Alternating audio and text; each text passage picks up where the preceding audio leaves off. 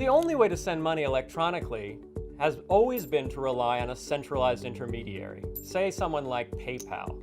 And what PayPal does is it keeps track of the amount of money that I have in my account, say I loaded it from my bank account or I got paid by another PayPal user, and then PayPal lets me send the money I have, won't let me send more money than I ever have, and will tell somebody else whether they've received money from me. PayPal just keeps this ledger of transactions. So with PayPal, there's one ledger, and it's held by a company, PayPal. In the Bitcoin network, that ledger is distributed across every participant. So anybody who's connecting to the network has a copy of it on their computer, in full, going all the way back to the history of the network when it was first created in 2009.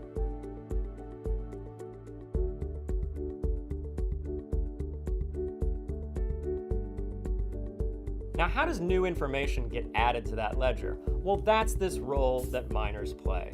They listen for transaction messages that are validly signed on the network, and they bundle them into what we call a block. They announce this block and they say, now you all take this and add this to your copy of the ledger. We call that ledger a blockchain because the miner has just announced a block, and that block is mathematically linked to all the blocks in the past. They're chained together like a big long string.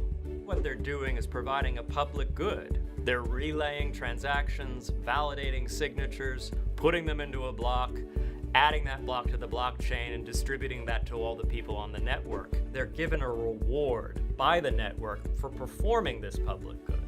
And that reward comes in two different ways. One, a Bitcoin miner is allowed to stick in the ledger of transactions for that 10 minutes one special transaction. And it says, I, the miner, pay myself 12.5 Bitcoins. And they came from nowhere. This is the only time on the Bitcoin network that anyone is allowed to ever have a transaction that didn't have any inputs, that literally created money out of thin air. At some point, somebody started calling this activity of getting new Bitcoins by providing this public good on the network mining. It's like digging into the side of a mountain and getting gold.